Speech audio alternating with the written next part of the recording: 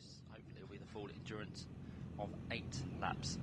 So we're near enough there. Last few bikes now into place towards the rear, and as soon as that bike has pulled up, which it now does, that's going to be Simon Lacey. We are good to go. With the green flag being waved, we can look towards the gantry, which again will bring the red lights on, and let's see who's going to get the best jump away from the grid as the red lights appear. Revs rise and away we go. Broderick Whitmore was nearly ready to go there before the lights, but he managed to hold himself, but he gets away very well. So does Lee Wells from the outside of the front row, and Lee's going to try and squeeze through, but it doesn't quite happen. So Broderick takes the advantage into the first corner. Lee will then slot into second, and then Robert Childs, after a little bit of a poor start there, will have to come through in third place as they head in towards the right-hander Wilson. The rest of the pack charging through, gets very tight there. It's about 2 or 3 wide at some point around Wilson, but they've all got through there nicely, and then now head down towards Palmer. And let's see if it's going to be Broderick that appears. Yes, it is. So Broderick is your leader, Lee Wells second, Robert Charles third, Jamie Cornfield sits there in 4th place. So again, a fairly solid start for him. But can he make his way onto the podium? He's tried his absolute best this weekend, as Jamie. He's been the first of the club runner home both occasions, but he wants to mix it with these Prairie boys out front. Let's see if this is going to be his chance. Top 4 go down towards Oggies. 5th place is headed by, I don't think that's James Alderson. I think James is in 6th place, so someone's nipped through up into 5th position. But again, we're all safely round the corners. No yellow flags at Palmer. I think at Agostini, so onto the back straight they go then for the first time of asking in this one. Pretty quick times being set. This will be the final time that the lap times will count towards the grid. So Broderick got the one earlier on. Let's see if we can get back down to the 59s. It has been a lot quicker pace than yesterday. The times have been dropping and dropping, so track temperature's almost perfect now. And with the sun coming out, may just warm it up a little bit more as well. But lap 1 nearly completed as the leaders head back towards us, and Broderick Whitmore Wilson, I think he's lost actually the lead now, because Lee Wells, looks like his colours have gone through to the head of the field now. So Lee is leading, Broderick second, third is still Robert Childs, looks like his red Yamaha. They run slightly wide on the exit of Murray's there, so attack will come from Jamie Cornfield as they head up towards the line. And through goes Wells then. Wells leads lap 1. Whitmore Wilson in second. Third for number 85, Robert Childs. 4th, number 56, Jamie Cornfield. Owen Richardson's had a good start on 777. He's there in 5th place. 6th place is number 19, which is James Alderson. And then 7th place, 132, James Skelding, having a good run this weekend, inside the top 10 on all occasions. 8th place will then see number 40, which is the machine of Dean King. 9th place, number 1 is Scott Stevens. And 10th place for number 49, which is Mike McLean. So that's all good stuff from them. And as we work our way now on this second lap, let's see if Lee Wells can continue to extend his margin out front. It was half a second, so half a second is the gap, and those two now working their way down towards Hamilton and Oggies, and they are nose to tail once more. So Broderick Whitmore Wilson on the attack to try and get this lead of the race back, but Lee got the job done on the back straight. So can Broderick return the favour on this occasion? 3rd and 4th still nose to tail. There's a great battle going on for 7th place, right outside the top 10 there. So all those bikes together. Who else have we got involved in there? Mike McLean's dropped down, so Mike is down into 10th position. So he's had a bad start from where he was on the second row, so he's got work to do to try and catch up, and he may have been one of those trying to work his way through the field. Anyway, sector 1 has now been completed, and quickest through there was Broderick Whitmore Wilson, so he's going to be right on the tail, if not past Lee Wells now. He got a good run down the back straight, but has it lasted to get him through into the lead? No, Lee Wells still has himself out front on bike number 70, Whitmore Wilson in second on bike 193, and then the two behind still battling as well for 3rd place, with Robert Childs on the podium. Only just though, because Jamie Cornfield is pretty much tied to him here as they come through again to complete lap number 2. Gap between the first men is down to less than half a second, and the quickest lap has been recorded. Is that now the quickest of the weekend? No, not quite. We're getting closer to it. 59.7 that time through for our 2nd place man. As the long line of bikes head their way through, inside and outside the top 10 up towards Richie's corner they go. James Skelding, just as I sung his praises there, has had now a bad lap to drop down into 11th place. So James made a slight mistake there, been passed by Ross Walker and Dean King has also gone through. So James now outside the top 10. Have we lost anyone on the first few laps? And I think we're all right. Pre-injection class has gone through as well, still being led by two-time winner so far, which is Ian David Kirby. Second place Matthew Jemmett. Third place is the number 15 machine, which is Simon Lacey. So that's how the pre-injections look.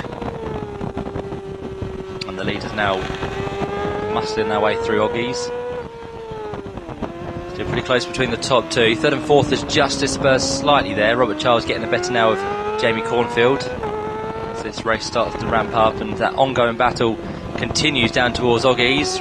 Most of those bikes run wide, almost getting to the grass there, but they've just managed to recover as they sit up and head their way through Williams. So continue the battle all the way around the lap at the minute. There's no let up for any of them, and there's about 5 bikes in there. I think that's the one being led by Mike McLean, bike number 49, who was down in about 9th place. He's now jumped up to 7th. So with the field being so compressed, it just show how many times you can make up places and how quickly you can go from lower down the top 10 straight into the higher region. So that's what Mike has now done. Into the final corner again come our leaders, Lee Wells and Broderick Whitmore Wilson. And just looking at our 5th place man at the minute, which is James Alderson, he potentially is catching up with those two ahead here.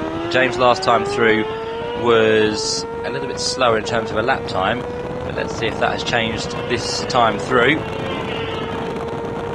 3rd, 4th and now 5th go past, and James Alderson was slightly quicker. Yeah, the gap down to 2.5 seconds, but still time to make up for our number 19 machine.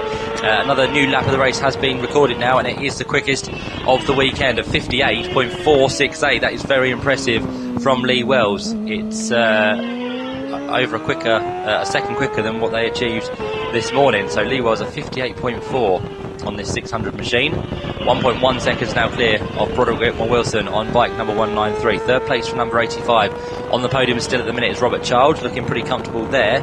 Fourth place number 56 is Jamie Cornfield. Fifth place for number 19 is James Alderson, and then behind that you got 6th place 777 Aaron Richardson. 7th place number 49 Mike McLean. 8th place is number 1, which is Scott Stevens, and then behind that you've got the likes of Dean King in 9th place, bike number 40, followed in 10th by 461, which is Ross Walker. So that's how they completed lap number 3. Down the back straight go our race leaders.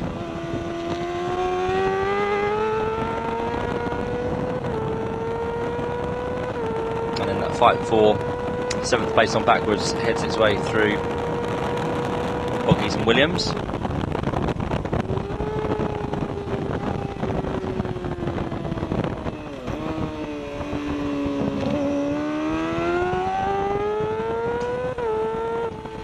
As back towards us now comes Wells and Whitmore Wilson, and it can now be seen that the gap is starting to open up. So Lee Wells has this one under control for the time being.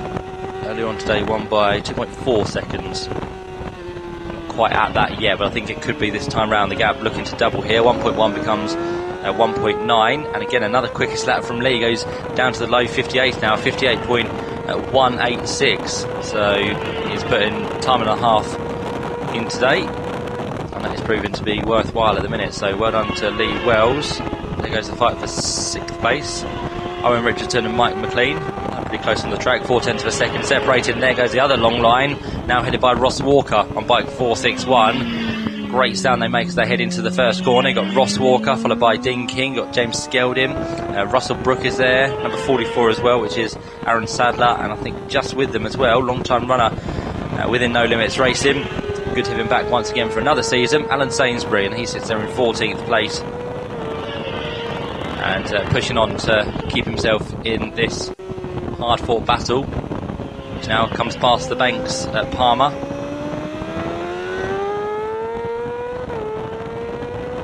The other side of the track, meantime, is that leading battle, which goes down in towards the back straight area now. And in terms of 4th place, we thought James Alderson would be catching, and he's definitely done that now on Jamie Cornfield, because the gap is pretty much nothing. So that has succumbed to pressure. Jamie Cornfield now having to defend as they head onto the Bentley Straight for the 5th time of asking.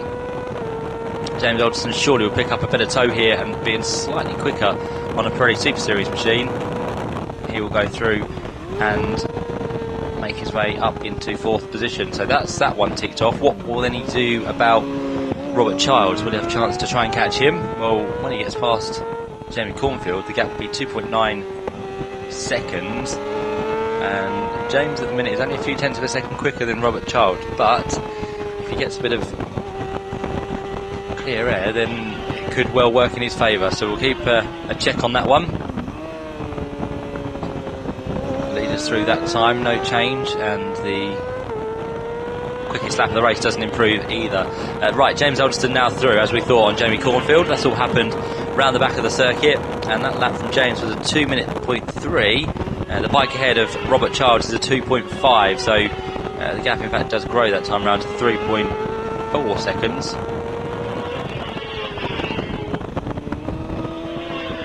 But we'll wait and see what does occur with those two riders in due course. We're now over half race distance this time, lap 6 we have started. Broderick tried to close back on that previous lap in the first sector.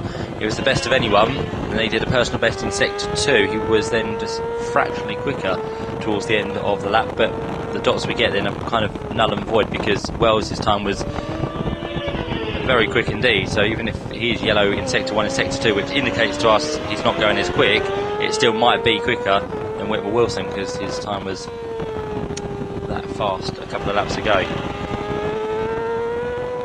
Through goes the field once more. Top 20 now completed, lap number 5, and let's have a look at James Alderson. He's in fact now onto the back straight, so we can't look at him just yet, but we can try and work out from the sector times if he is catching up with Robert Childs. Well, through goes Robert Childs at sector 1, so 119.9, and James Alderson does a 119.9 as well, so they're identical at the minute, so the gap at this current stage is not looking to change.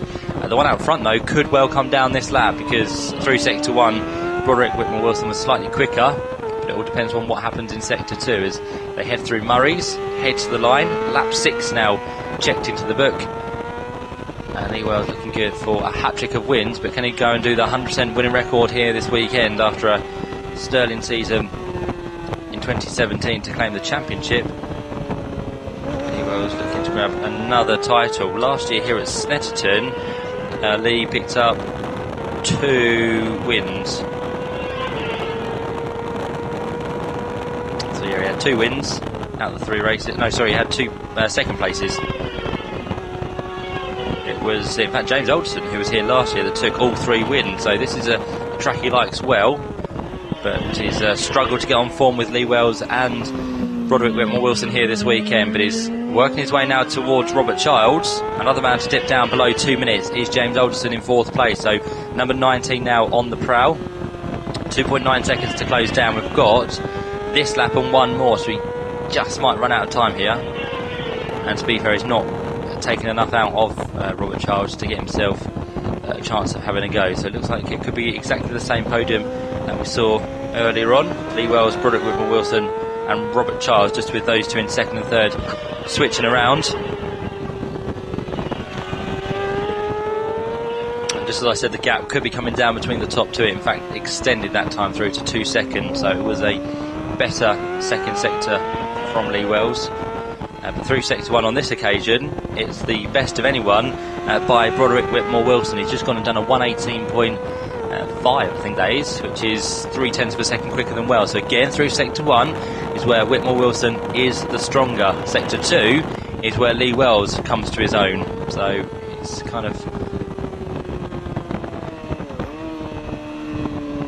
give and take at the minute between those two. There's a bit of a lappery going on there as well, so that could have just hampered Lee Wells through the first sector. But it looks like he's got a comfortable enough margin at the minute as he goes through to take the last lap flag. Lee does a 158.7 and Whitmore Wilson does a 158.6. So as it stands, Lee Wells will be starting from pole position for the last race of the weekend. In terms of the pre-injection class, just to update you, Ian David Kirby still leads on this last lap, but will be shortly for them. Matthew Jemmett 2nd and Dan Marty in 3rd place. And in terms of the club, it's currently Jamie Cornfield leading from Owen Richardson and Scott Stevens in 3rd place. The gap between 3rd and 4th has come down once more, but again not enough for James Alderson to challenge on this last lap, down to 2.3 seconds between those two guys at the minute.